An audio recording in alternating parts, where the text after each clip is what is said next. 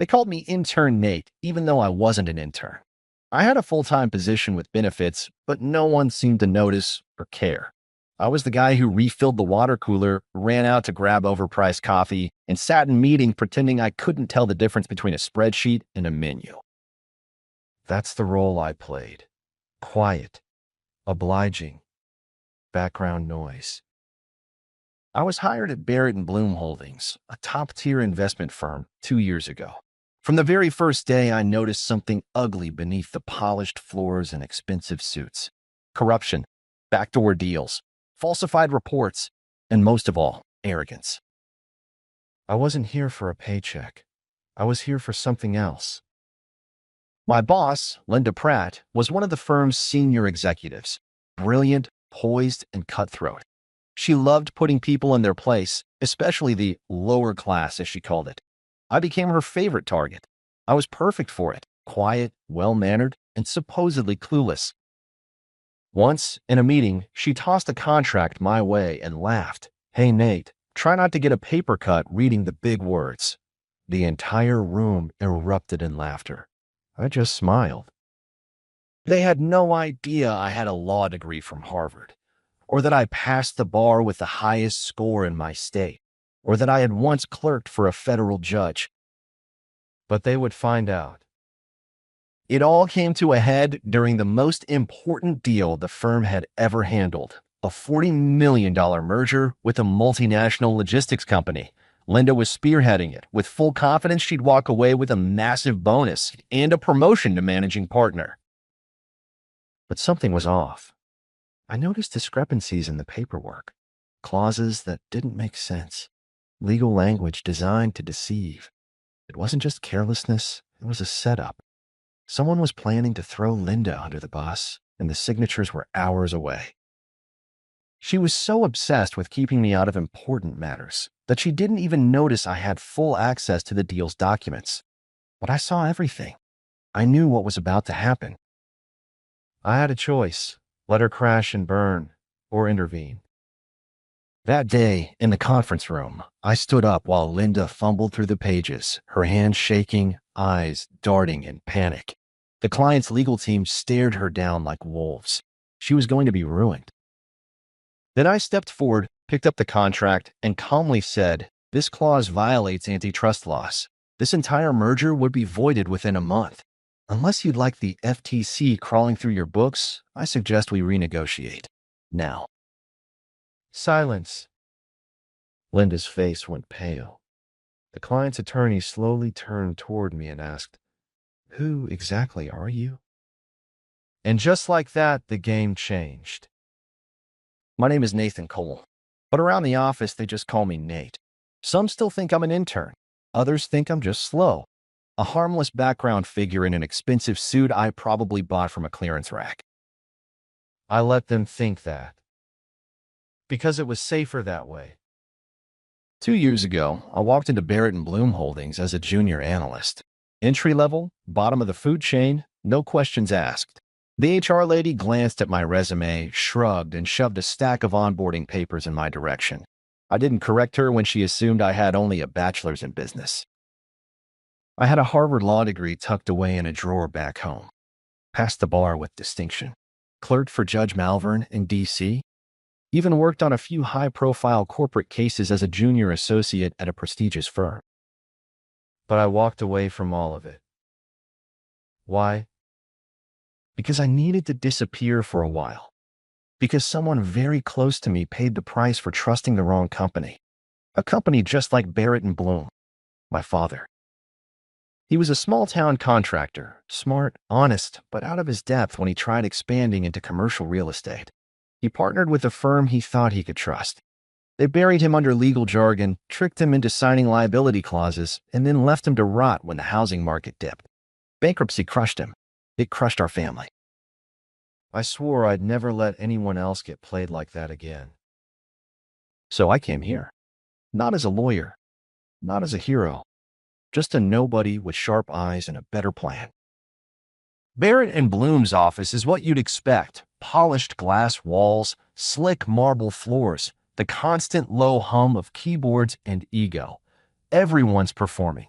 They dress like movie stars, speak like they're already on the next Forbes cover, and treat anyone below VP level like furniture. Linda Pratt, the executive who took me under her wing, if you can call it that, is the queen of this castle. Her heels echo through the corridors like war drums. She's beautiful, brilliant, and absolutely ruthless. The kind of boss who says things like, if you can't dazzle them with brilliance, bury them in paperwork. She didn't see me as a threat. I was just her pet project. Fetch the coffee, file the reports, nod along. She liked mocking me in front of others. Called me baby lawyer once, not knowing how close she was to the truth. But while she strutted through glass doors and barked orders, I was in the background, watching, listening, studying every deal, every partner, every dirty little corner they thought no one would ever examine too closely. I didn't need a title. I had a mission. And when that $40 million merger landed on her desk and the cracks started showing, I knew my time in the shadows was almost up. The $40 million merger deal came out of nowhere, or at least that's what Linda told the team. She stormed into the Monday morning meeting like a general announcing a surprise war. Everyone straightened up in their chairs. Phones went face down. Coffee cups froze halfway to lips.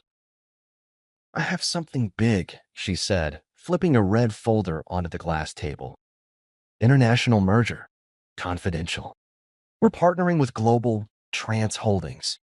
If this goes through, it could double our revenue stream in 6 months. Whispers broke out immediately. Global Trans was massive. International logistics, warehousing, cross-border freight. A merger with them meant global recognition, major press coverage, millions in bonuses. Who's on point? One of the senior analysts asked. Linda smirked. Me, of course, she said, brushing a strand of blonde hair behind her ear. But I'll need a support team. Kyle, Natasha, you'll handle due diligence. Martin, you're on projections. Her eyes scanned the table. Nate. Everyone turned toward me. I blinked slowly. Yes? I asked. You'll be shadowing me directly, she said. Administrative support, mostly. Meeting notes, paperwork flow, coffee runs. But keep your ears open. You might actually learn something. There were a few chuckles around the table. I smiled back, playing the part. Sure, I said. Happy to help. What they didn't know was that I had already read the early drafts of the merger documents. I'd spotted something strange in the non-compete clause. The wording was subtle, but someone had baked in a provision that could void the whole deal if triggered. A legal landmine hidden in corporate fluff. At first, I thought it was sloppy writing, but the more I read, the more deliberate it looked. Someone wanted this deal to blow up, and all the liability? It would fall squarely on Linda's shoulders. Over the next week, I followed her like a shadow, sat beside her in boardrooms, rode with her to client dinners, even helped her prep for international calls at 3 a.m. She kept treating me like a human post-it note, but I wasn't wasting time. I memorized every clause, noted every red flag, and watched as Linda rushed the process, desperate to be the hero of this merger. You're pushing this through pretty fast, I commented one night as she signed another stack of agreements. She gave me a look over her wineglass. This is how the game works, Nate, she said. Speed shows confidence. Second-guessing shows weakness. I nodded. What about due diligence? She waved her hand. Kyle's on it. Right. Kyle, the guy who once confused escrow with Esquire. That's when I knew. She had no idea she was walking into a trap. The client's legal team started requesting strange addendums. Linda signed off on them with barely a skim. Buried deep in the newest draft was an indemnity clause that could make her personally liable for any breach in financial disclosures. In plain terms, if the deal failed, she'd go down alone. And no one else noticed or cared. I had a choice to make, again. Do I let her burn? She deserved it, honestly. Years of arrogance, humiliation, her mocking tone, her fake smile. But this wasn't just about her anymore. If this blew up, innocent employees could lose their jobs. Investors could get fleeced. The company could take a hit it wouldn't recover from. So I stayed late that Friday night, alone in the office. Lights off. The city below glowing through the floor-to-ceiling windows. I opened my private laptop, the one no one knew about, and started drafting a legal brief. My hands moved automatically, years of training kicking in. I wrote fast, clearly, thoroughly. By sunrise, I had everything ready. Proof of misrepresentation, the hidden clauses, the violation of FTC merger guidelines, and a way to renegotiate the deal fairly without exposing Linda. I printed it out, stapled it neatly, slid it into a manila envelope, and left it on Linda's desk. No name, no note, just the truth. That Monday morning, the office exploded. Linda barged into the meeting room, waving the packet like it was a ticking bomb. "Who the hell wrote this?" she snapped. "Who thinks they're qualified to revise federal merger law?" Silence. She looked around the table, eyes burning. Then she stopped, staring at me. I didn't blink. "Did you do this?" she asked. I tilted my head, pretending to think. Then I gave a small smile. "I just make copies and grab coffee, remember?" Her lips tightened. She stormed out, documents still in hand. But it wasn't over. Not even close. Because that afternoon, Global Trance's lead counsel showed up in person. He walked into our office like he already owned the place, threw the packet on the table, and said, "We need to talk about who at your firm has been hiding things and who actually understands what they're doing." The conference room was dead silent. Linda sat frozen, her manicured fingers clenched around the envelope like it had personally betrayed her. Across the table sat Arthur Greaves, lead counsel for Global Trance, calm, composed, watching her with a strange mixture of interest and suspicion. "This document wasn't written by a junior analyst," Arthur said, adjusting his cufflinks. "Whoever prepared this understands corporate law at a very advanced level. In fact, I cross-referenced a few points last night with my legal team. Every concern raised here is valid, disturbingly so." Linda's voice cracked slightly as she answered, I have no idea who submitted that. Some anonymous note left on my desk. Clearly, someone is overstepping." Arthur arched an eyebrow. "Overstepping? Miss Pratt, if this wasn't brought to our attention before signing, you'd be facing a massive lawsuit in a matter of weeks. Are you saying your firm had no idea these violations were embedded in the contract?" Linda glanced around, eyes desperate for support. Everyone avoided her gaze. That's when Arthur turned to me. "You, Nate, right?" I nodded. "I've seen you in meetings. Quiet, but always present." He leaned back in his chair. "You didn't write this by any chance, did you?" Linda jumped in. "Nate is. He's support staff. He's not trained in this area." Arthur didn't look at her. He was still watching me. I smiled faintly. "I just make copies and fetch coffee." Arthur studied me for a long second. Then he smiled. "Well, I hope whoever wrote this gets promoted or hired by us." He stood, buttoned his blazer, and dropped the envelope on the table like a gavel. "For now, we're pausing the merger and reopening negotiations. If this deal is to move forward, I want that author in the room. Otherwise, there's no deal." Then he left. The door clicked shut. Linda sat there, visibly trembling. Later that afternoon, she called me into her office. It wasn't a request. I stepped inside. She was pacing, heels clicking against the tile, her nerves barely contained beneath her practiced smile. "Close the door," she said. I did. She folded her arms and turned to me. "Tell me the truth. Did you write that report?" I didn't answer right away. "I know it was you," she said, her voice lower now. "You've been playing me, playing all of us." Still, I said nothing. "You're not just some analyst," she continued. "So tell me, who the hell are you?" I met her gaze, calm, controlled. "I'm someone who got tired of watching powerful people bury others with fine print and fake smiles." She scoffed. "So what? You went undercover? You think you're some kind of vigilante?" "No," I said. "I think I'm the only one in this building who actually reads the contracts." She laughed bitterly. "You just cost me a promotion. Do you realize that?" "No," I replied. "I may have just saved your career." She paused. "I didn't expose you," I continued. "I didn't go to HR. I didn't leak anything to the press. I gave you a chance to do the right thing." "And what do you want now?" she asked. "Recognition? A raise?" I stepped forward. "I want you to fix the firm, the backdoor deals, the ghost subsidiaries, the cooked books. I've seen all of it."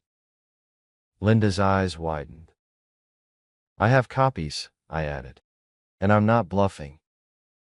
"You threatening me, Nate?" "I'm giving you a choice." She stared at me, her breath shallow. "I could have let you crash and burn," I said, "but I didn't. I'm not your enemy. But if you keep pretending this company is clean, then I will become one." For a long moment, she said nothing. Then she sat down slowly, like her legs had finally given out. "Who are you?" she whispered. "Who exactly are you?" I turned to leave. "Wait," she called. "You're going to be in that room for the renegotiation, aren't you?" I looked over my shoulder. "I will if you put me there." She stared at me. Then finally she gave a small nod. "Okay," she said. "Monday morning, you'll sit next to me." And just like that, the clueless kid from the copy machine was going to lead a $40 million negotiation. But I knew one thing. If they thought that was the end of the story, they had no idea what was coming next. Monday morning arrived faster than I'd expected. For the first time in 2 years, I walked into the boardroom wearing a tailored Navy suit. No clipboard, no coffee tray, no plastic badge swinging from my belt. Just a leather folder under my arm and a calm expression I'd practiced in courtrooms, not copy rooms. Every head turned when I entered. Some smirked, others blinked in confusion. A few whispered.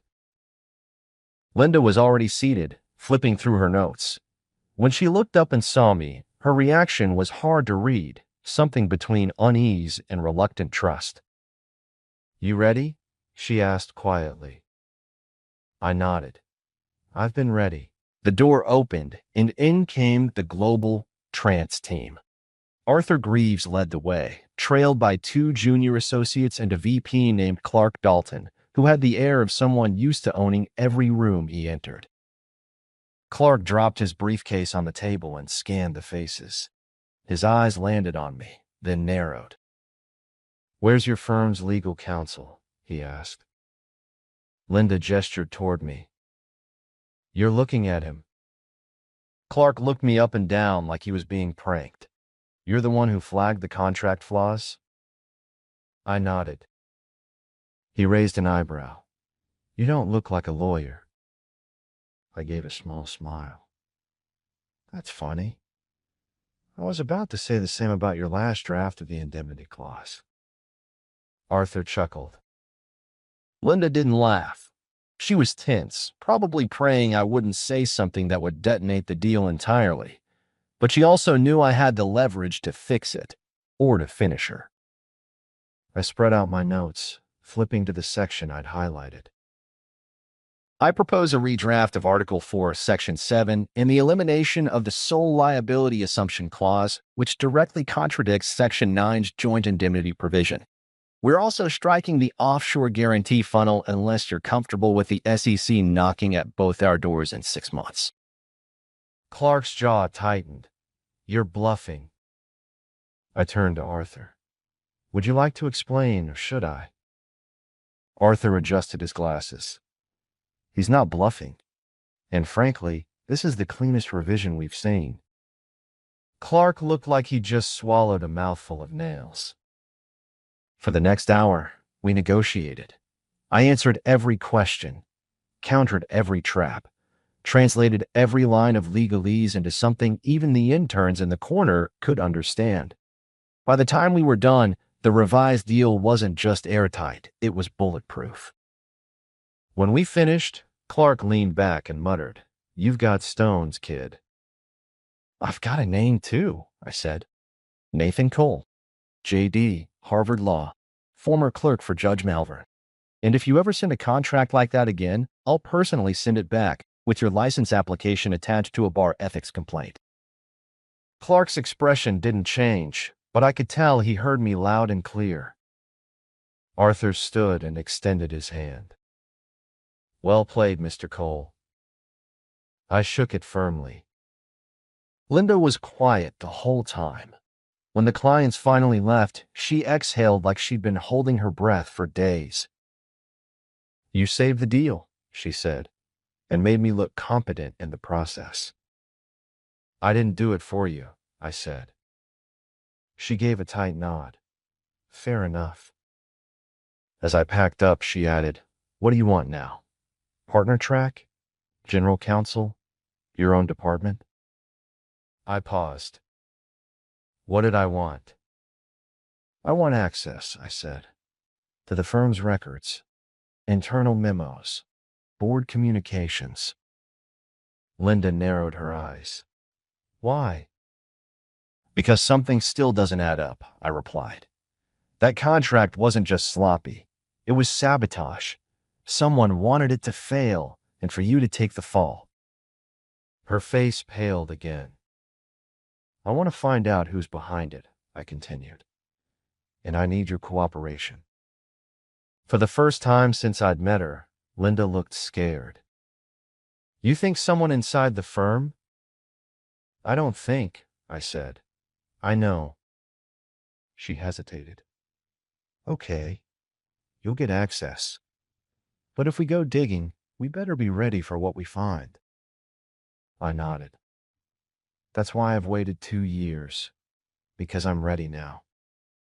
What I didn't tell her was that this went deeper than just a bad contract. I had already seen signs, dummy accounts, misfiled expenses, emails that mysteriously vanished. Someone at the top was orchestrating more than just a failed deal, and I had a feeling it wasn't just about money. Someone had recognized me the day I joined the company. Someone who knew exactly who I was and what I could do. They let me in for a reason. And I was about to find out why. Linda kept her word. By Tuesday morning, I had full access to internal records, meeting transcripts, audit trails, interdepartmental memos, and even encrypted email backups. Most employees thought I'd just been promoted overnight. No one asked questions, but I could feel the eyes. People looked at me differently now. I wasn't the coffee guy anymore. I set up in a quiet corner of the 14th floor, far from the executive chaos. A blank wall, a borrowed desktop, and 2 massive binders of printed internal financials. No distractions, just silence and secrets. By Thursday, I'd already found 3 irregularities. First, a string of vendor payments, small amounts, scattered across different departments, all routed through the same consulting firm, Strathmore Strategies. The name was unfamiliar. So was the billing style. Their listed address led to a P.O. box in Delaware. Second, a set of signed board approvals for bonuses that weren't officially logged. The signatures were real, but the documents had never gone through the finance department. It looked clean unless you knew what to compare it against. Third, a deleted email thread between Linda and the firm's CFO flagged in a server backup. The subject line read, Ray, Emergency Authorization Override Protocol. I restored the message. What I read nearly stopped my heart.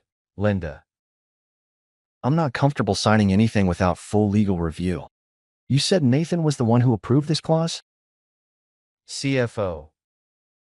Yes. Don't worry. He's just an analyst. He'll never push back. Linda. Still, he's smarter than he looks. Be careful. The date on that email? 3 weeks before the global trance deal started. I sat back in my chair. So they were setting me up too. If the merger blew up, I'd take part of the blame as the assistant who helped draft the documents. The fall guy. It wasn't just Linda who had underestimated me. It was the whole system. And yet, there was still something missing. Why sabotage their own deal? Who gains from that? That night, just past midnight, I got a message. Unknown sender. You're digging too fast. Slow down, or you'll end up like your father.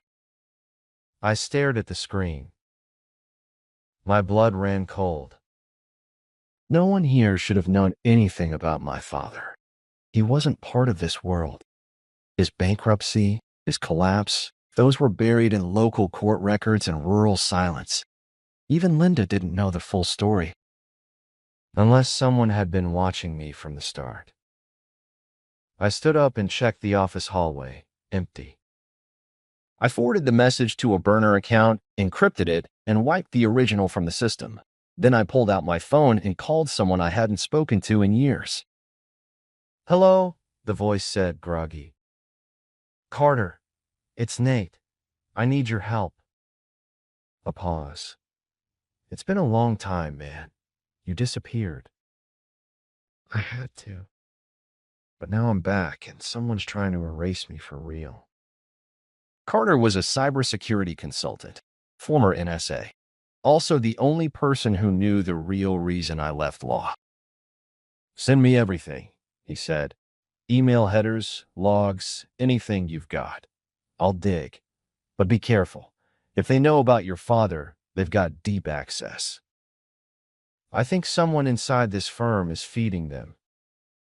Then start looking at people you trust. Click. The line went dead. By Friday, things got worse. Linda called me into her office again, this time looking pale, shaken. I just got word, she said, handing me a folded memo. The board is calling an emergency session. Monday. They're voting on a restructure. Rumor is they want new leadership. Let me guess, I said, unfolding the paper. You're out. She nodded. They're planning to blame the merger chaos, even though we renegotiated it successfully. And who's behind it? She hesitated, then said Martin Caldwell. Martin was the firm's golden boy. Young, charismatic, brilliant with numbers, and one of the people I'd seen skimming over fraudulent vendor reports. Of course, he was behind this. He's been too quiet since the global trance fallout, I said. He's up to something. Linda gave me a weary look. Then we have 72 hours to stop him. After that, I'm gone. And if I go, everything we've built goes with me. I leaned forward.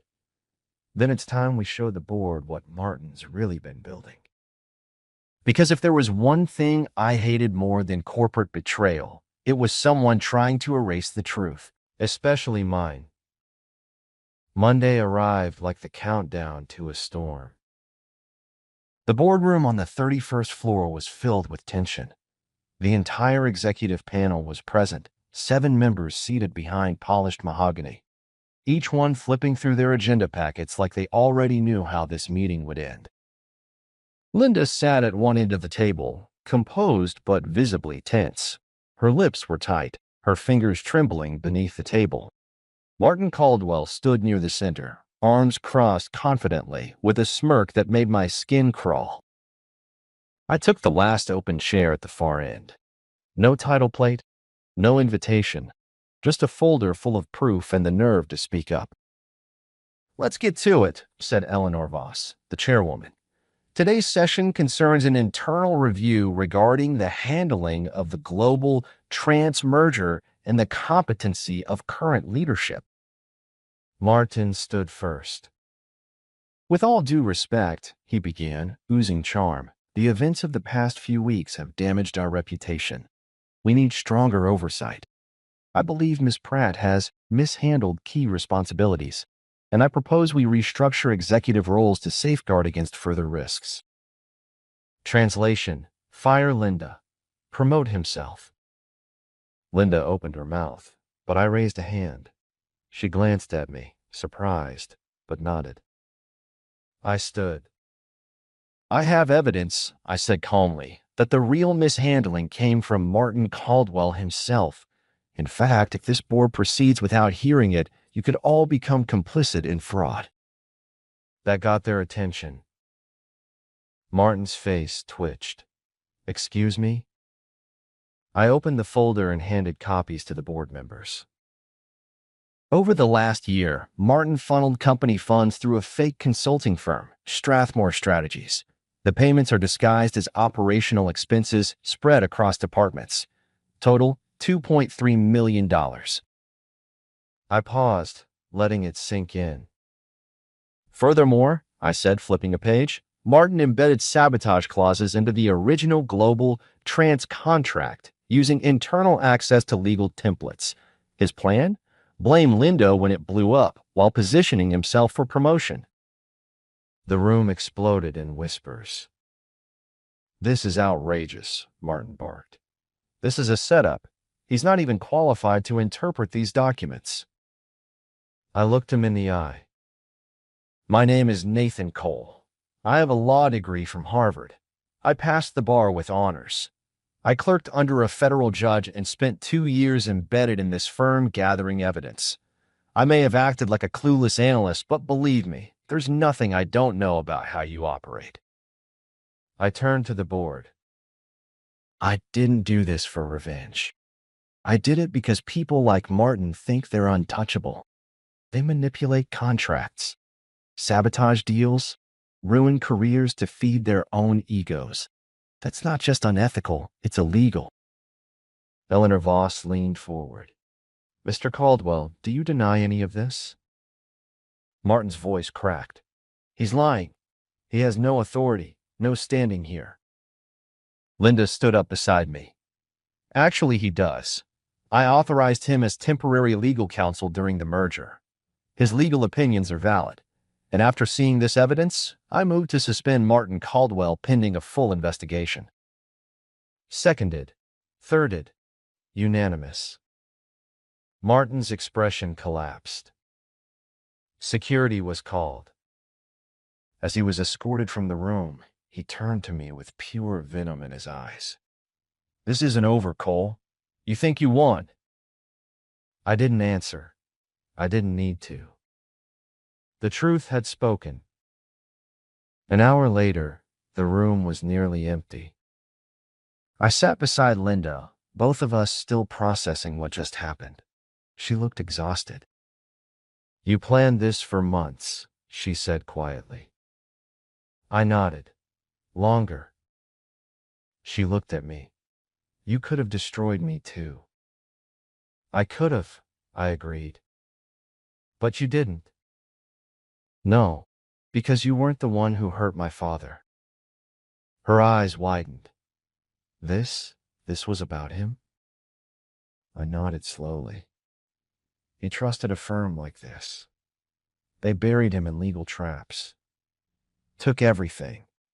I decided I'd never let that happen again." Linda leaned back. "What happens now?" I stood and straightened my jacket. "Now? You fix this company, or I'll come back." She gave a faint smile. And you? I headed for the door. I'm going to find whoever sent that message about my father. This wasn't just Martin. Someone bigger is still out there. Will I see you again? She asked. I paused at the door. Only if you start making the same mistakes. And then I walked out, no longer the intern, no longer the quiet nobody. I was Nathan Cole, the lawyer hiding in plain sight. And this story wasn't over. Not yet. A trash employee has a trash husband too? How about this, huh? I couldn't believe what I saw as Lisa pointed to what she was discussing. Trash cans were placed where Amy's and my chairs should have been. Trash belongs in trash cans, right? Anger was causing my hands to shake. Why must I tolerate this sort of treatment? All right, you've been sent to the trash disposal. What? When I said that, Lisa scowled. Is that some sort of joke? You have no right to demote me since you are an outsider. Don't worry, Ben. Let's simply go. I might have hit Lisa at that very moment if Amy hadn't said that. I gave Lisa a final glance before leaving the party location. I'm Ben Taylor, a 42-year-old owner of a real estate business. Although I claim to be the owner, my wife Amy's father really passed the business down to me. In this area, Amy's family is a well-known landowner. They manage a number of housing complexes and parking lots in addition to owning enormous tracts of land. Amy and I first connected in high school. Both of us served as basketball team captains. I went to meet Amy's parents after we had been dating for a few years. Their residence had the appearance of something from a television program. Amy's father urged me to take over the family business if I married her during that visit. Even though I hadn't yet begun my job search, I made up my mind at that same time on my future career. I wasn't really sure I wanted to be an adopted son, but it was worth it if I could marry Amy.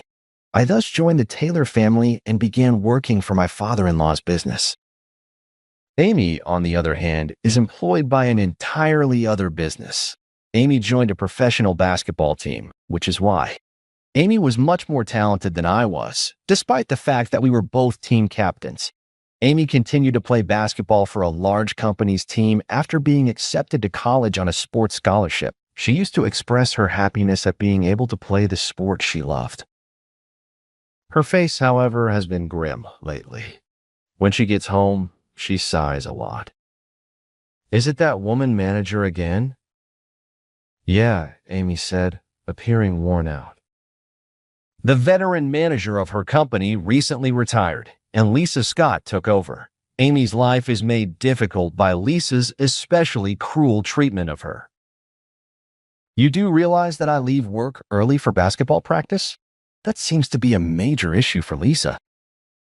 Everyone in the organization is aware that Amy's basketball activities are her first priority, but Lisa simply refuses to believe it, regardless of what others say. Lisa demanded that I go to the work party this weekend, even though I told them I couldn't since I had a game. Ben, are you able to make it? I can. Amy coaches the team and travels with them, even though she is 40 years old and no longer plays in games. The business is aware that Amy's basketball activities come first, but Lisa refuses to accept it. I know it's not my place to interfere with Amy's work issues, but I can't help wanting to say something. With these thoughts in mind, I accompanied Amy to the company party. The party was held in a large hotel ballroom. Amy looked stunning, dressed up and different from usual, making my heart skip a beat. As soon as we entered the venue, someone approached us. Oh, you actually came. That dress looks so cheap and shabby. Even without Amy saying anything, I knew this had to be Lisa. Amy frowned and gave a slight nod without saying anything. I couldn't bring myself to bow and instead glared at Lisa. Seeing this, Lisa clicked her tongue.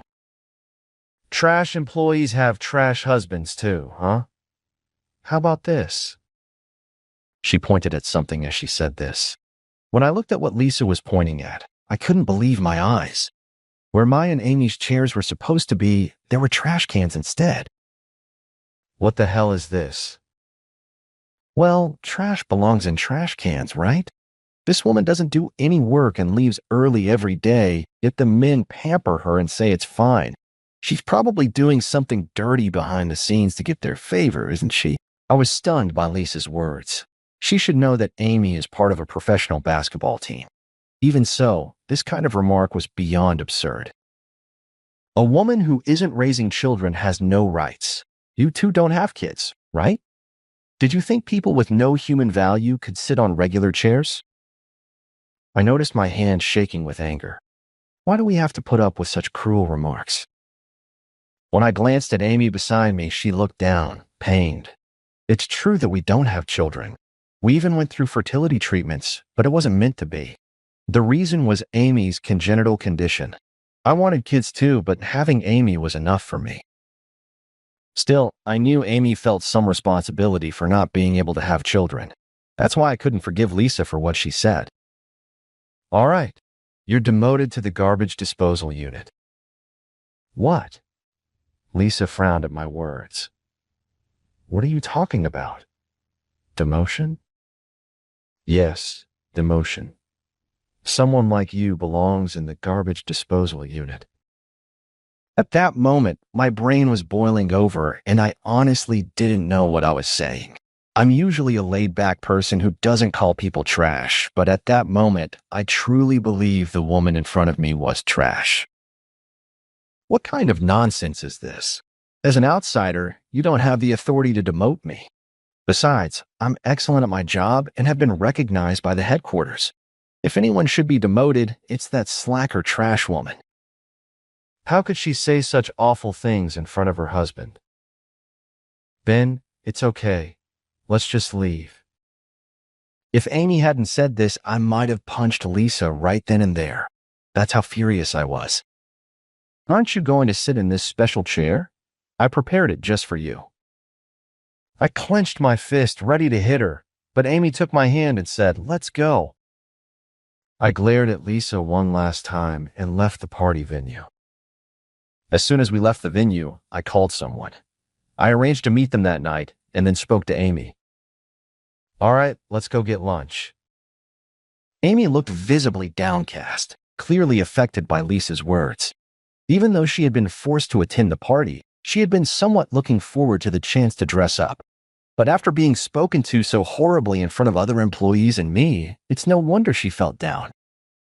Let's go to that French restaurant you've been wanting to try. But isn't that place booked for the next 2 years? Amy's face, which had been so gloomy, brightened a little. Growing up in a wealthy family, Amy has a discerning palate. She can tell the difference between good and bad food. That French restaurant is her favorite. We hadn't been able to go there for the past few years because the reservation wait list was 2 years long, and it was nearly impossible to get through on the phone. I got a reservation. Let's go now. You're all dressed up, so let's show you off a bit. Saying this, I hailed a taxi. Still bewildered, Amy let me guide her into the taxi, and we headed to the French restaurant. It was the first time in years that we had dinner at a high-end restaurant, and Amy seemed to perk up a bit.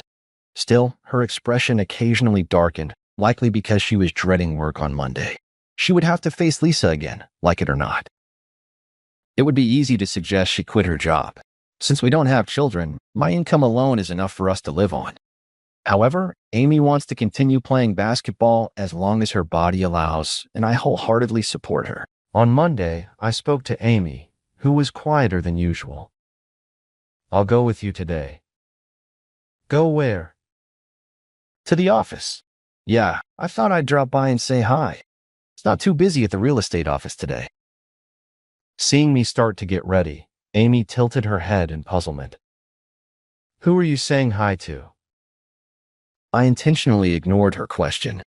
When we arrived at Amy's office, I could sense various emotions from the employees who saw me. Those who recognized me had different reactions from those who didn't. Oh, why are you two coming in together? Can't she come in by herself like a child? Oh wait, you don't have kids, so are you playing house? Amy lowered her head at Lisa's words. How can she say such cruel things so casually? What are you doing here anyway? What did you say?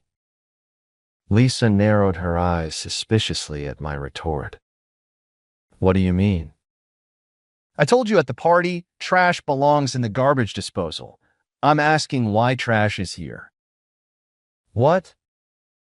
Lisa's face turned red with anger as she stepped closer, the strong smell of her perfume making me wince. I have no idea what you're talking about. That demotion talk at the party was nonsense, and I'm sick of your jokes. The trash here is you two. Ignoring Lisa's rant, I took Amy's hand and walked away. Talking to this woman was a waste of time. Realizing just how much I disliked her, I headed to a certain place. The next day, while I was working at my company, my secretary approached me with a troubled expression.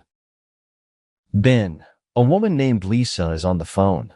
She seems really angry. Should I tell her you're not available?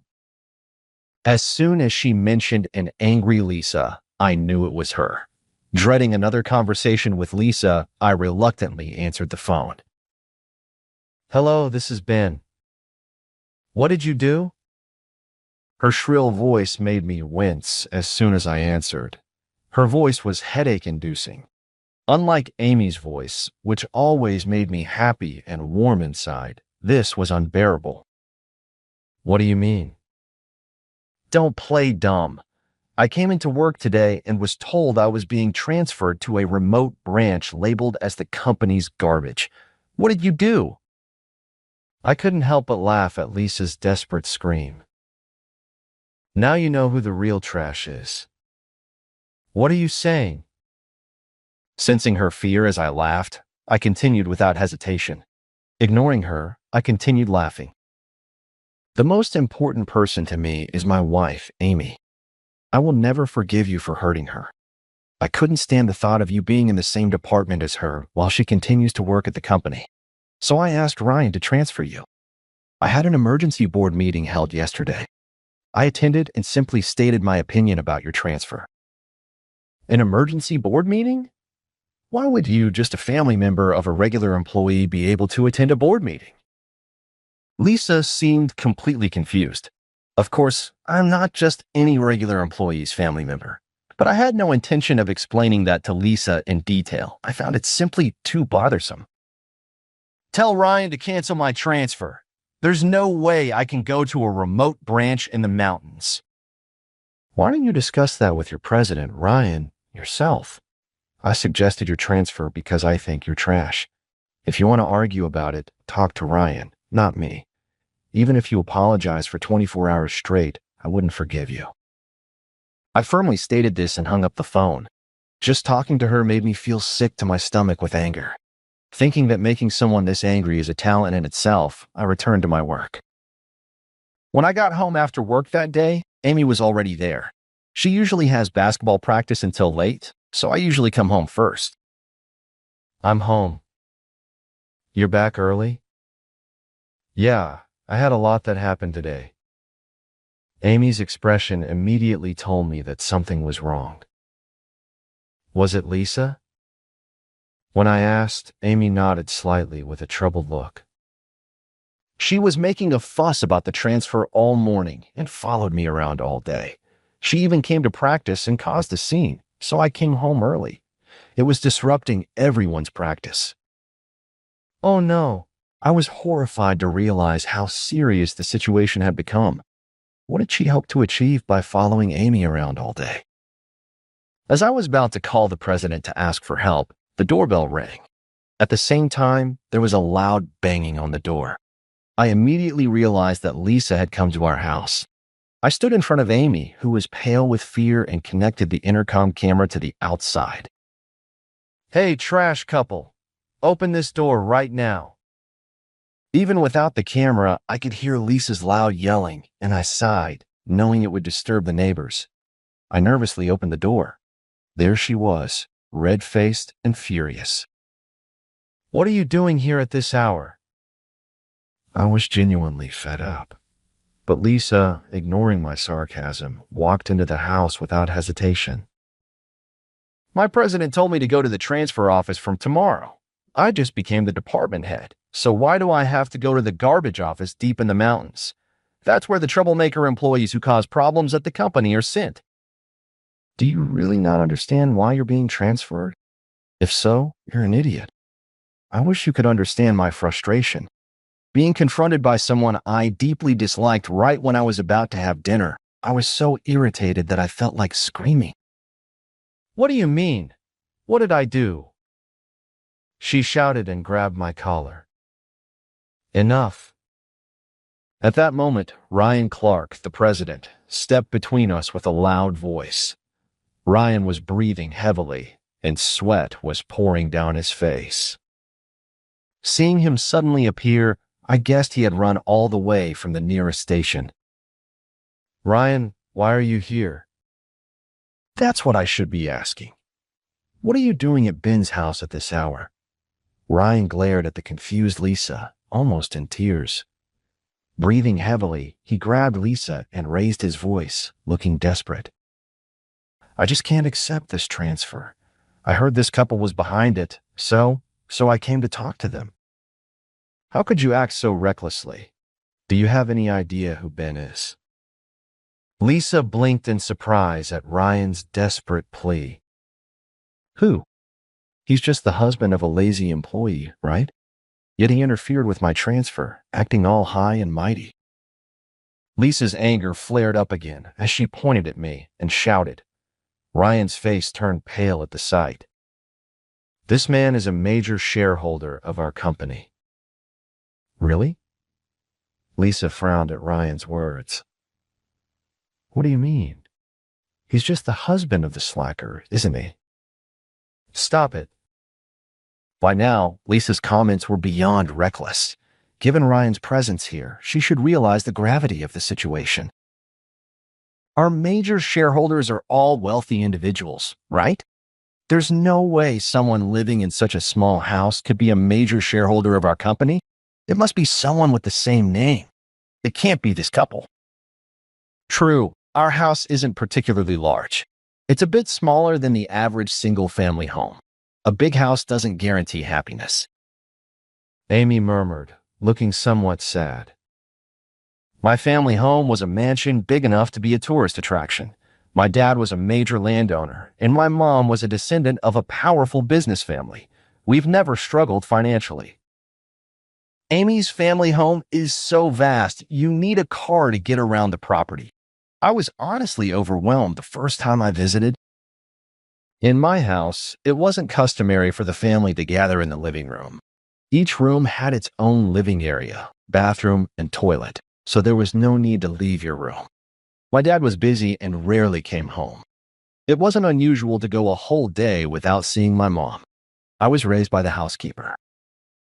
Having money is definitely better, but having too much can disrupt one's life. Amy, being an only child with no siblings, also felt isolated because of that. In such a wealthy family, her classmates didn't approach her easily. Their parents would draw a line, saying she lives in a different world.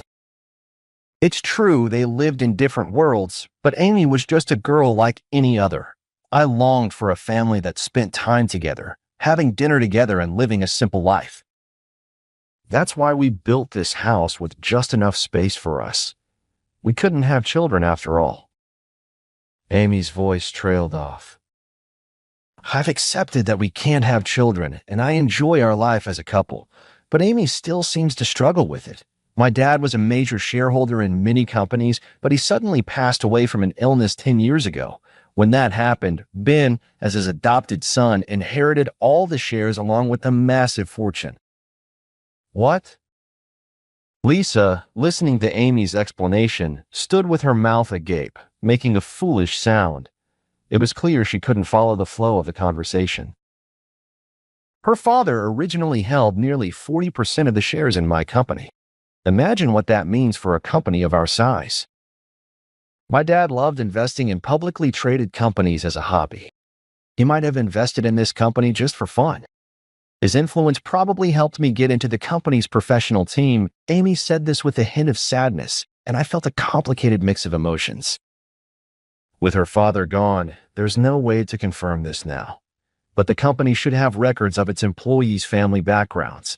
Some employees might have recognized Amy as the only daughter of the Taylor family. After my father-in-law passed away, I inherited most of his shares because I took over his company. My mother-in-law preferred cash and had no interest in stocks. Despite living in a large house, their marriage wasn't cold. When my father-in-law passed away, it was my mother-in-law who cried the most and was the most devastated. She later told me that my father-in-law had rescued her from a constrained life as a daughter of a wealthy family, giving her freedom and unconditional love. I originally held some shares in Amy's company. Now the shares I hold make up. How much was it again? 40%. I hold just over 50%, so you have most of the remaining shares. Ryan's words made Lisa's eyes widen. No way. Ben is incredibly important to our company. With such a large shareholding, he could easily abuse it. If he sold all his shares to a rival company, we'd be finished. I would never do anything to harm my wife's company. Besides, our companies do a lot of business together. My father-in-law loved this company and held shares in it. Knowing this, I would never misuse the company's shares. Ben is a major shareholder, but he has never used his power for personal gain. Amy's father had the same mindset. For Ben to request your transfer, do you understand the significance of that? Ryan glared at Lisa as he spoke. Regarding the shares, I just felt like I happened to hold them by chance. I ended up owning a substantial 40%, but I had no intention of doing anything with them. In an extreme case, if Ryan really wanted me to sell them to him, I might consider selling about half. I never thought that owning shares made me important, but for the first time, I'm grateful for my assets. Thanks to them, I was able to get rid of a nuisance. A nuisance? Don't belittle me. I don't care about you being a major shareholder or whatever. But if you have so much money, you should have had a kid. A woman without children has no value. I gave birth to twins, after all. Just giving birth, right? I interrupted Lisa as she was speaking. Honestly, I was tired of hearing her story. However, it was clear that Amy was hurt by it. What did you say? I'm saying you just gave birth. You didn't take care of your kids, had an affair, and got divorced. Your ex-husband got custody. How do you know that? Lisa's face turned red as she muttered. When I went to the office, the employees told me. Apparently, it's a well-known story. You had an affair right after giving birth and got hit with a huge alimony demand from your ex-husband. You haven't seen your kids since your divorce, have you? How dare you speak ill of Amy in such a situation? That is... Lisa looked away uncomfortably. Giving birth to twins is indeed remarkable. I understand how challenging childbirth is more than most men do. When Amy and I were undergoing fertility treatments, I learned a lot. I know about the hormonal imbalances during pregnancy, the dehydration from morning sickness. When I learned that childbirth could be fatal, I was truly terrified. That's why I deeply respect women who give birth. But Lisa's situation was different. Right after giving birth, she left her babies at home and stayed at her lover's place. Her ex-husband found the babies just in time as they were crying and in danger. Naturally, they immediately separated. When I heard this story, I was deeply disgusted by Lisa. Despite all our efforts, Amy and I couldn't have a baby. Well, Lisa, also, I've heard that although you came to the headquarters with a reputation for being excellent, you've been slacking off and not working at all, and you've been harassing Amy. The employees in her department adore her, and the male employees reported you immediately. Me? That can't be. Ryan glanced at me, looking a bit awkward. When I tilted my head, he cleared his throat and continued. Amy is beautiful, kind-hearted, and dedicated to her work. She's also athletic, and there's even a fan club for her within the company.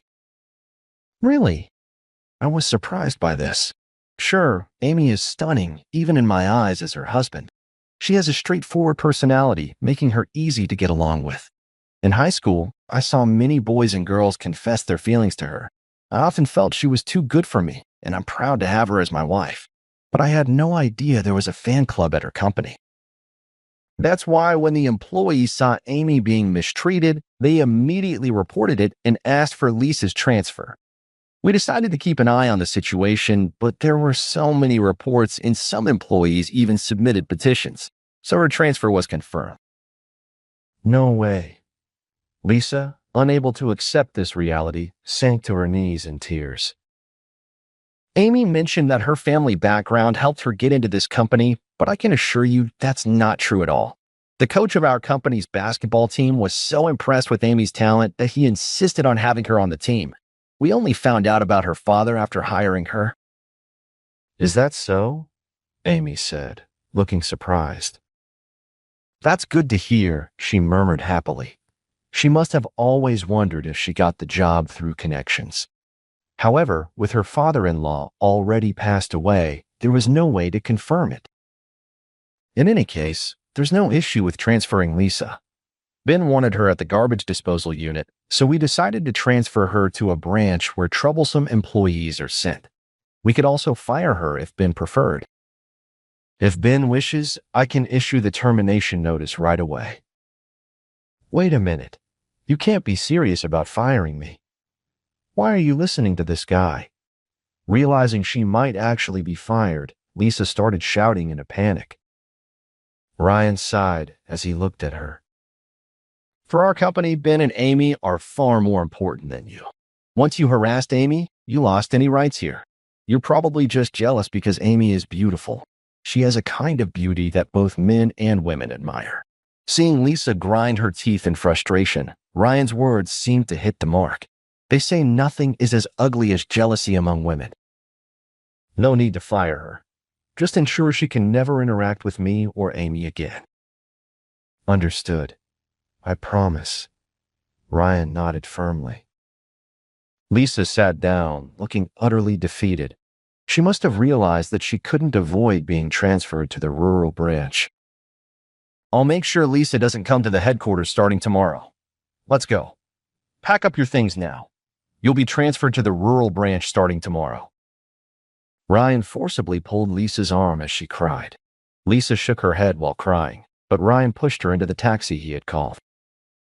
Sorry for disturbing you so late. We appreciate your continued support of our company. Finally, Ryan bowed deeply to us before getting into the taxi with Lisa. With that, the storm had passed, and peace returned to our home. From the next day, Lisa didn't come to the headquarters. Her desk was cleared out, and there was no trace of her. The branch Lisa was transferred to was even worse than we imagined.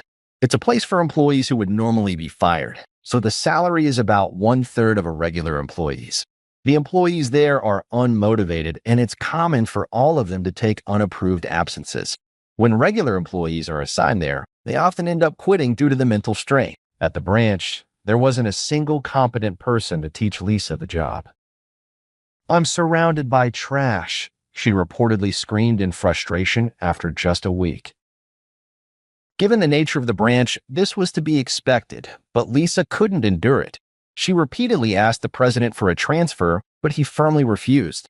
The president kept insisting that if she didn't like the branch, she should resign. Eventually, Lisa had a complete mental breakdown and stopped coming to work. After that, no one heard from her again. Rumor has it she still owed alimony from her divorce and couldn't pay it off. She tried to make the payments by gambling, hoping for a big win, but it didn't go well. Instead, Lisa became addicted to gambling and fell into a spiral of debt. In any case, it's no longer our concern. Amy and I are having dinner at her favorite upscale restaurant today. My dad loved this place. He and my mom came here every year for their anniversary. That's why this place is my favorite, Amy said, looking a bit sad. She knew she would never be able to come to this restaurant again with both of her parents. By the way, how did you manage to get a reservation? This place is usually booked solid. Oh, Ryan arranged it. He's invested a lot in this restaurant, so they make exceptions for him. He had also arranged our reservation for the party. Wanting to cheer up Amy, I had called Ryan and asked him to book the restaurant. The food was as exceptional as I remembered. As an apology for the recent events, he arranged this reservation and covered all the costs. Really? Hearing that, Amy grinned and opened the alcohol menu. Amy is quite the drinker. She was probably planning to order the most expensive champagne in the place. Once in a while is okay, right? Yeah, I'll join you all the way. This childlike smile is one of the many things I love about Amy. I want to continue walking through life happily with her, supporting each other as a couple.